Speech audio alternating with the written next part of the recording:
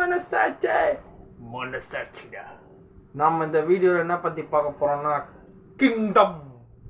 விஜய் தேவரகொண்டாவோட 12th movie. Anirudh அண்ணன் இந்த படத்தில் மியூசிக் போடுறாரு. ஸோ கிங்டம்மோட டீசரை பார்ப்போங்க. தமிழ் டீசர் வந்திருக்கு. கப்பலில் எரிஞ்சு பீச் கடலோரத்தில் மண்ணோரத்தில் முடிவில்லா ஓரம்பம் மனையில்லா ஆரம்பம். சித்தாரா என்டர்டெயின்மெண்ட் அவங்க தான் அதை ப்ரொடியூஸ் பண்ணுறாங்க. புலம்பெயர்ந்த அவங்க ஆட்கள் அந்த மையமாக வச்சு எடுத்துருக்குறாங்க. அனிருத் மியூசிக். இந்த யுத்தத்திற்காக இனத்து மேல் அதிர்த்து கொள்ளும் முதல்கள். இனத்துக்காகவே போராடுற மாதிரி இருக்கு இந்த படம். இந்த விஜய் தேவரகொண்டா அந்த ஒரு தாழ்வான இனத்தில் இருக்கிறாரு. எதற்காக இந்த அச்சம்?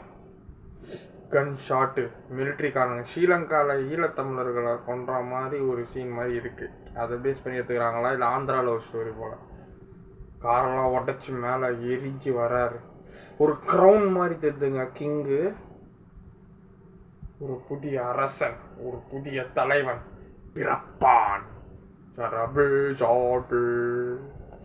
விஜய் தேவரகொண்டா வராரு. இப்போ செம பாடிங்க இந்த படத்தில். ஃபுல்லாக மொட்டை கிட்டலாம் அடித்து தாடி மட்டும் வச்சுக்கிறாரு.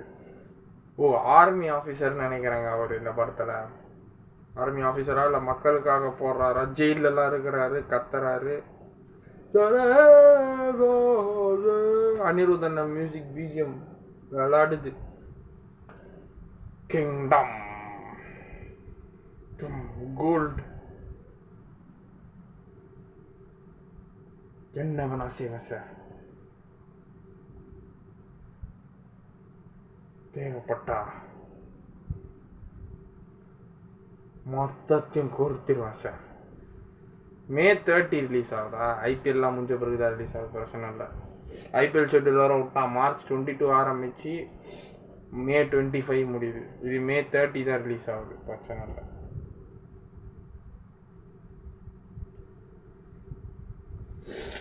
ஓகே.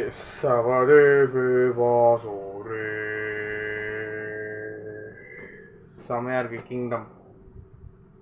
விஜய் தேவரகொண்டா ஒரு ஆளே டிரான்ஸ்ஃபார்ம் ஆகிருக்கார் இந்த படத்துக்கு. குஷிக்கு அப்புறம் 2023 செப்டம்பர் நினைக்கிறேன். ஆமாம், 2023 செப்டம்பரில் குஷி வந்தது. 24 ஒரு வருஷம் படம் இல்லை, 2 வருஷம் ஆல்மோஸ்ட் 1.5 இயர்ஸ் கழிச்சு இப்போ இந்த படம் வருது கிங்டம். ஸோ கிங்டம் வந்து பயங்கரமாக இருக்குது. பயங்கரமாக உடம்பை மாற்றிருக்கிறாரு. வேறு லெவலில் பண்ணியிருக்கிறாரு. எனக்கு பிடிச்சிருந்தது. அனிருத் அண்ணா பிஜிஎம் நல்லா இருந்தது. அந்த ஸ்கிரிப்டு கொஞ்சம் நல்லா இருந்தது. இது ஒரு புது ஸ்கிரிப்டாக இருக்குது ஒரு லைஃப்பில். அது நல்லாயிருக்கும். ஒரு ஏன்னா மக்களுக்காக பிரச்சனை வருது, அதை போடுறாரு. எப்படி ஜெயிச்சு வராருங்கிறது தான். மக்களுக்கு கிடைக்க வேண்டியதை கிடைக்கிறதுக்கு அவர் முயற்சி பண்ணுறாரு. அதுதான் தெரியுது. பார்ப்போம்.